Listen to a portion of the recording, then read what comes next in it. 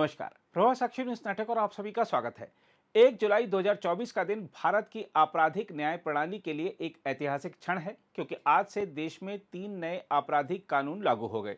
भारतीय न्याय संहिता 2023, भारतीय नागरिक सुरक्षा संहिता 2023 और भारतीय साक्ष्य अधिनियम 2023 पूरे देश में प्रभावी हो गए हैं। इन तीनों कानूनों ने ब्रिटिश कालीन कानूनों भारतीय दंड संहिता, दंड प्रक्रिया संहिता और भारतीय साक्ष्य अधिनियम की जगह ली है। आज से सभी नई प्राथमिकियां यानी एफआईआर बीएनएस के तहत दर्ज की जा रही हैं। हालांकि जो मामले यह कानून लागू होने से पहले दर्ज किए गए हैं, उनके अंतिम निपटारे तक उन मामलों में पुराने कानूनों के तहत मुकदमा चलता रहेगा। हम आपको बता दें कि नए कानूनों से एक आधुनिक न्याय प्रणाली स्थापित होगी, जिसमें जीरो एफआईआर, पुलिस में ऑनलाइन शिकायत दर्ज कराना, इलेक्ट्रॉनिक माध्यम जैसे कि एसएमएस यानी मोबाइल फोन पर संदेश के जरिए समन भेजने और सभी जघन्य अपराधों के वारदात स्थल की अनिवार्य वीडियोग्राफी जैसे प्रावधान शामिल होंगे। नए कानूनों के तहत आपराधिक मामलों में फैसला मुकदमा पूरे होने के 45 दिन के भीतर आएगा और पहली सुनवाई के 60 दिन के भीतर आरोप तय किए जाएंगे। भारत की आपराधिक न्याय प्रणाली लागू होने पर सत्ता पक्ष जहां इसे ऐतिहासिक क्षण बता रहा है, वहीं विपक्ष अब भी खामियां निकालने में ही व्यस्त है। केंद्रीय गृह मंत्री अमित शाह ने कहा है कि नए कानून न्याय मुहैया कराने को प्राथमिकता देंगे, जबकि अंग्रेजों के समय के कानूनों में दंडनीय कार्रवाई को प्राथमिकता दी गई थी। वहीं पूर्व गृह मंत्री और कांग्रेस के वरिष्ठ नेता पी चिदम्बरम ने सरकार की आलोचना करते हुए कहा है कि यह मौजूदा कानूनों को ध्वस्त करने तथा उनके स्थान पर बिना पर्याप्त चर्चा व बहस के 3 नए कानून लेकर आने का एक और उदाहरण है। वहीं बंबई उच्च न्यायालय के मुख्य न्यायाधीश देवेंद्र कुमार उपाध्याय ने परिवर्तन का विरोध करने की स्वाभाविक मानवीय प्रवृत्ति को रेखांकित करते हुए इस बात पर जोर दिया है कि नए आपराधिक कानूनों का स्वागत किया जाना चाहिए और उन्हें बदली हुई मानसिकता के साथ लागू किया जाना चाहिए। न्यायमूर्ति देवेंद्र कुमार उपाध्याय ने कहा, परिवर्तन का विरोध करना या अपनी आराम तलबी से बाहर आने को नापसंद करना हमारी स्वाभाविक प्रवृत्ति है। यह अज्ञात का भय है जो इस प्रतिरोध का कारण बनता है और हमारे तर्क को प्रभावित करता है। वहीं दूसरी ओर उच्चतम न्यायालय के वरिष्ठ अधिवक्ता और भारत के पीआईएल मैन के रूप में विख्यात अश्विनी उपाध्याय ने कहा है कि ये कानून 1 साल में न्याय मिलना सुनिश्चित करेंगे और इससे भारत की आपराधिक न्याय प्रणाली में दूरगामी बदलाव आएंगे। नया भारत नया कानून। 150 साल के बाद 3 अंग्रेजी कानून खत्म हो गए हैं और 3 नए भारतीय कानून लागू हो गए। इसके एक नहीं अनेक फायदे हैं। सबसे पहला फायदा कि गुलामी की सोच खत्म होगी। पहले उसका नाम था इंडियन पिनल कोड, उसमें इंडिया शब्द था। अब उसका नाम हो गया है भारतीय न्याय संहिता। तो अब भारत आ गया, इंडिया की जगह भारत आ गया। पहले वाले कानून का नाम था इंडियन एविडेंस एक्ट, नए वाले का नाम है भारतीय साक्ष्य संहिता। तो वो भी इंडिया गया, भारत आ गया। आम आदमी के लिए इसमें बहुत फायदे हैं। पहली बात तो ये कि जहां आपके साथ अपराध हुआ है वहीं जाके एफआईआर कराना जरूरी नहीं है। जैसे मान लीजिए आप बंगाल में थे, वहां आपके साथ कुछ मारपीट हो गई, अब वहां से आप भागे, वहां आपके पास डर के मारे इतनी हिम्मत नहीं पड़ी कि आप वहां एफआईआर करा सको, तो आप दिल्ली आ जाओ और दिल्ली में जाके एफआईआर करा दो कि बंगाल के इस थाने में इस स्थान पे आपके साथ ये हुआ है, आपकी एफआईआर रजिस्टर हो जाएगी। दूसरा फायदा, ये एफआईआर लिखने की एक टाइमलाइन फिक्स हो गई है। तीसरा फायदा, पुलिस की जांच कंप्लीट करने की भी टाइमलाइन फिक्स हो गई है। चौथा फायदा, जब चार्जशीट कोर्ट में फाइल हो जाएगी तो 60 दिन के अंदर मजिस्ट्रेट के लिए, जज के लिए चार्ज फ्रेम करना अनिवार्य होगा। देखिए क्रिमिनल लॉ कैसे चलता है। सबसे पहले शिकायत की जाती है, शिकायत करने के बाद पुलिस उसकी देखती है कि शिकायत ठीक है या नहीं है, थोड़ा एक प्राइमा फेसी उसकी जांच करती है, फिर वो एफआईआर लिख देती है। एफआईआर के बाद जांच होती है, फिर वो चार्जशीट बनती है, वो चार्जशीट फाइल की जाती है। उसके बाद मजिस्ट्रेट उस पर सुनवाई करते हैं, 1-2 सुनवाई करने के बाद चार्ज फ्रेम करते हैं। तो अब इस सभी चारों प्रोसेस का टाइम फिक्स हो गया। एफआईआर करने की टाइम फिक्स, जांच करने की टाइम फिक्स, चार्जशीट फाइल करने की टाइम फिक्स और जज के द्वारा भी चार्ज फ्रेम करने का टाइम फिक्स हो गया। इसके अलावा जो सबसे इंपॉर्टेंट है, जब पूरी बहस पूरी हो गई तो कई बार ऐसा भी देखा जाता है, बहस पूरी हो जाती है, जज साहब जो है उस मुकदमे को 6 महीने बाद उसका फैसला सुनाते हैं। उसकी भी टाइम फिक्स हो गई है कि सुनवाई के 60 दिन के अंदर आपको मुकदमे का 45 सुनवाई कंप्लीट करने के 45 दिन के अंदर आपको फैसला सुनाना ही सुनाना है। तो आप, मुझे ऐसे लग रहा है कि इस पूरे के पूरे अगर आप इसका स्ट्रक्चर देखें तीनों कानूनों का, तो हम धीरे धीरे जस्टिस विद इन ईयर की तरफ आगे बढ़ रहे हैं। मैं ये नहीं कह रहा हूं कि ये 3 कानून लागू होते ही 1 साल के अंदर मुकदमों का फैसला शुरू हो जाएगा, लेकिन मैं ये कह रहा हूं इन तीनों कानूनों के बाद 1 साल के अंदर जो फैसला होना चाहिए उसकी तरफ आप आगे बढ़ चुके हैं। इसमें स्नैचिंग को बहुत सीरियस ऑफेंस बना दिया है। आप देखते रहते हैं चेन स्नैचिंग होती रहती है, मोबाइल स्नैचिंग होती रहती है, आए दिन झपट्टा मारी चलती रहती है, उसको गंभीर अपराध बना दिया है। आतंकवाद को इसमें शामिल कर लिया है, पहले उसमें नहीं था।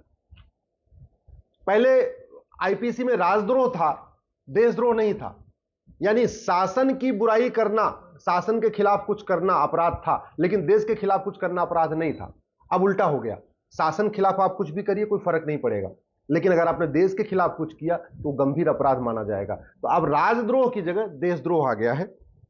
अच्छी बात यह है कि अगर आप देश के बाहर बैठ के कुछ करते हैं तो भी आपको यहां घसीटा जा सकता है। आप भारत के अंदर से भारत के खिलाफ कुछ करिए या भारत के बाहर बैठ के पन्नू जैसे या खालिस्तानी तरीके कुछ करिए, तो भी आपके खिलाफ ये मुकदमा यहीं दर्ज हो जाएगा और ये जो भारतीय न्याय संहिता है उसमें इसको शामिल कर लिया गया। जो भारतीय साक्ष्य संहिता है उसमें इलेक्ट्रॉनिक एविडेंस को भी एविडेंस मान लिया गया। चूंकि जो इंडियन एविडेंस एक्ट था वो 1872 बना था, अंग्रेजों ने बनाया था, और जब 1872 बनाया था उस समय ना उसमें मोबाइल होता नहीं था, फोन होता नहीं था, व्हाट्सएप चैटिंग होती नहीं थी, टेलीग्राम होता नहीं था, ये सब कुछ होता नहीं था। तो इलेक्ट्रॉनिक एविडेंस को इंडियन एविडेंस एक्ट में एविडेंस नहीं माना जाता था। लेकिन अब नई वाली जो भारतीय साक्ष्य संहिता है इसमें सारे इलेक्ट्रॉनिक एविडेंस को भी एविडेंस माना जाएगा। आपने व्हाट्सएप चैटिंग किया, आपने एसएमएस के जरिए चैटिंग किया, आपने फोन के जरिए चैटिंग किया, चाहे आपने व्हाट्सएप कॉल के जरिए चैटिंग किया, टेलीग्राम कॉल करके चैटिंग किया, या कोई और ऐप यूज करके चैटिंग किया, या ईमेल के जरिए चैटिंग किया, या इंस्टाग्राम के जरिए चैटिंग किया, सारे के सारे इलेक्ट्रॉनिक जो कम्युनिकेशन है माध्यम, वो सब के सब एविडेंस माने जाएंगे। तो इससे भी सजा दिलवाने में काफी मदद मिलेगी। पहले क्या होता था, बहुत सारे गंभीर अपराधों में सबूत के अभाव में बरी हो जाते थे, क्योंकि इलेक्ट्रॉनिक वो हाई टेक्नोलॉजी यूज करते थे, उसको एविडेंस माना नहीं जाता था। तो बहुत सारे अब नक्सली, आतंकवादी, अलगाववादी, कट्टरपंथी, जिहादी, ये सब के सब सबूत के अभाव में बरी हो जाते थे। पुलिस सबूत नहीं दे पाती थी। इलेक्ट्रॉनिक एविडेंस होता था, इसके बावजूद भी वो सबूत के अभाव में बरी होते थे, क्योंकि इलेक्ट्रॉनिक एविडेंस को एविडेंस माना नहीं जाता था। अब क्या होगा, इलेक्ट्रॉनिक एविडेंस को एविडेंस माना जाएगा। इसलिए मेरा ये मानना है कि जो अब सजा का रेट डबल हो जाएगा। पहले कुछ राज्यों में सजा 10% होती थी, यानी अगर 100 एफआईआर होता था तो केवल 10 लोगों को सजा होती थी, 90 लोग बाइज्जत बरी हो जाते थे।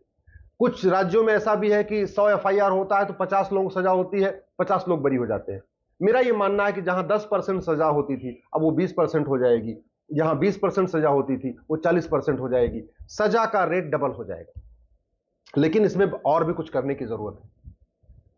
जो 3 नए कानून आए हैं इसमें झूठ बोलने को गंभीर अपराध घोषित नहीं किया गया है, झूठी शिकायत को गंभीर अपराध घोषित नहीं किया गया है, झूठी गवाही को गंभीर अपराध घोषित नहीं किया गया है, झूठे हलफनामा को गंभीर अपराध घोषित नहीं किया गया। यानी मान लीजिए कोई बलात्कार का झूठा मुकदमा दर्ज कराता है, छेड़छाड़ का झूठा मुकदमा दर्ज कराता है, SC/ST एक्ट का झूठा मुकदमा दर्ज कराता है, तो उसको कोई सजा नहीं होगी। तो जो मिसयूज है वो चलता रहेगा। फायदे अनेक हैं, लेकिन जो कानून का मिसयूज हो रहा था, दहेज का झूठा मुकदमा, छेड़छाड़ का झूठा मुकदमा, बलात्कार का झूठा मुकदमा, SC/ST एक्ट का झूठा मुकदमा, उसके लिए इस कानून में कोई प्रावधान नहीं है। इसलिए मैं सरकार से निवेदन करता हूं, झूठी शिकायत, झूठा मुकदमा, झूठी जांच, झूठी गवाही, झूठी चार्जशीट, इसको भी गंभीर अपराध घोषित करें। दूसरा, झूठ पकड़ने के लिए नार्को पॉलीग्राफ ब्रेन मैपिंग को मैंडेटरी करें, अनिवार्य करें, उसको भी एविडेंस माना जाए। नार्को पॉलीग्राफ ब्रेन मैपिंग को, जितने व्हाट्सएप वगैरह तो अब मान लिया गया, लेकिन अभी न तो झूठ पकड़ने के लिए नार्को पॉलीग्राफ ब्रेन मैपिंग अनिवार्य किया गया है, और बाय द वे अगर मान लीजिए पुलिस कैसे भी करके ऑर्डर कर भी लेती है, उसको एविडेंस नहीं माना जाएगा, उसको एविडेंस मानना जरूरी है। जैसे ही झूठी शिकायत गंभीर अपराध होगी, मैं गारंटी के साथ कहता हूं 50% मुकदमे अपने आप खत्म हो जाएंगे। भाई होता क्या है, वसीयत लोग फर्जी बनवा लेते हैं, विरासत लोग फर्जी बनवा लेते हैं, आधार फर्जी बनवा लेते हैं, राशन कार्ड फर्जी बनवा लेते हैं, वोटर आईडी फर्जी बनवा लेते हैं, फर्जी गवाही देते हैं, होता कुछ नहीं है। तो जब यह गंभीर अपराध हो जाएगा, फर्जी डॉक्यूमेंट बनवाना गंभीर, भाई जितने घुसपैठी आते हैं भारत में वो यही तो करते हैं, झूठा आधार बनवाते हैं, फर्जी आधार, फर्जी राशन कार्ड, फर्जी ड्राइविंग लाइसेंस, फर्जी वोटर आईडी, सब कुछ बनवा लेते हैं। लेकिन उस फर्जीवाड़े के खिलाफ इसमें कोई धारा नहीं है। तो मैं सरकार से यह भी निवेदन करता हूं, फर्जी डॉक्यूमेंट क्रिएट करने के लिए आप 10 से 20 साल सजा का प्रावधान करिए, गंभीर अपराध घोषित करिए। झूठ बोलने को भी गंभीर अपराध, झूठी गवाही को भी गंभीर अपराध, झूठे एफआईआर को भी गंभीर अपराध घोषित करिए। जो पुलिस वाले झूठी जांच करते हैं उसको गंभीर अपराध घोषित करिए। कई बार जज झूठा फैसला दे देते हैं, गलत फैसला देते हैं, उसको भी गंभीर अपराध घोषित करिए। और सबसे इंपॉर्टेंट, झूठ पकड़ने के लिए नार्को पॉलीग्राफ ब्रेन मैपिंग कानून बनाइए। और जो अभी भी बहुत सारे अपराधों के लिए अलग अलग कानून चल रहे हैं उसको अब मर्ज करने की जरूरत है। एक देश एक न्याय संहिता, one nation one judicial code. Bharatiya Nyaya संहिता जो बनी है इसमें आतंकवाद को शामिल कर लिया, रेप वाला जो पॉक्सो वाला केस था उसको भी इसमें शामिल कर लिया है, साइबर क्राइम को भी शामिल कर लिया है। लेकिन अभी भी कम से कम 50 और कानून अलग से चल रहे हैं। घूसखोरी का अलग कानून, जमाखोरी का अलग कानून, मुनाफाखोरी का अलग कानून, मिलावटखोरी का अलग कानून, कालाबाजारी का अलग कानून, धर्मांतरण का अलग कानून, घुसपैठ का महाघटिया कानून 1946 वाला फॉरेनर एक्ट। उन सबको मर्ज करके एक one nation one penal code, one nation one police code, one nation one judicial code, ये अगर बना दिया जाए तो जस्टिस विद इन ईयर शुरू हो जाएगा। मेरा ये मानना है जैसे ये 3 नए कानून बने हैं, ऐसे बहुत जल्द ही 1861 का जो पुलिस एक्ट है उसको भी खत्म कर दिया जाए और 1861 के पुलिस एक्ट की जगह एक नया कानून लाया जाए, भारतीय पुलिस संहिता। अच्छा, लफ्ज जिहाद इसमें आ गया है, ये बड़ी अच्छी बात है कि लफ्ज जिहाद की जो धारा इसमें आ गई है। इसलिए राज्यों पे डिपेंड होने की जरूरत नहीं है, लफ्ज जिहाद पूरे देश में एक अपराध हो चुका है।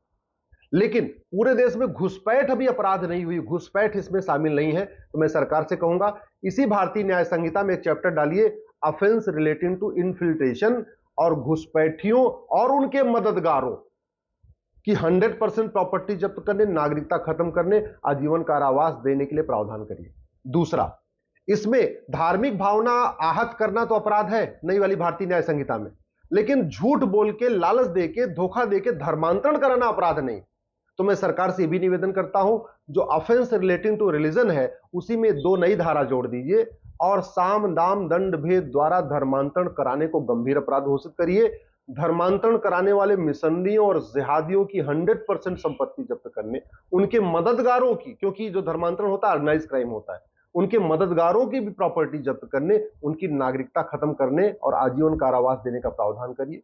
सरकार से मैं यह भी निवेदन कर रहा हूं, इस कानून में जो लैंड जिहाद चल रहा है, जो सड़क के किनारे, रेलवे के किनारे जगह जगह अवैध निर्माण हो रहा है, उस पर गंभीर अपराध नहीं है। तो एक लैंड जो अवैध निर्माण किया जाता है सार्वजनिक स्थानों पे, पार्क में, सड़क किनारे, हाईवे किनारे, रेलवे किनारे, उस पे लिए भी एक चैप्टर इसमें डाल दिया जाए। देखिए उत्तराखंड में हो रहा है, हिमाचल में हो रहा है, पूरे देश में अवैध निर्माण बहुत तेजी के साथ हो रहा है, उसके लिए भी एक चैप्टर हो जाए। और भी जितने भी हमारे भारत और भारत की संस्कृति के लिए बड़े खतरे हैं, जैसे इसमें हथियारों के लिए, अवैध जो हथियारों की सप्लाई होती है, हथियार बनाए जाते हैं, उसके लिए एक चैप्टर नहीं है। तो मेरा यह मानना है कि जो हथियार तस्करी होती है उसको भी इसी भारतीय न्याय संहिता में शामिल कर लेना चाहिए। हमारी यंग जनरेशन बर्बाद हो रही है नशे के कारण, सारे स्कूल कॉलेज में नशे, ड्रग स्मगलर ने अपना नेटवर्क फैला दिया है।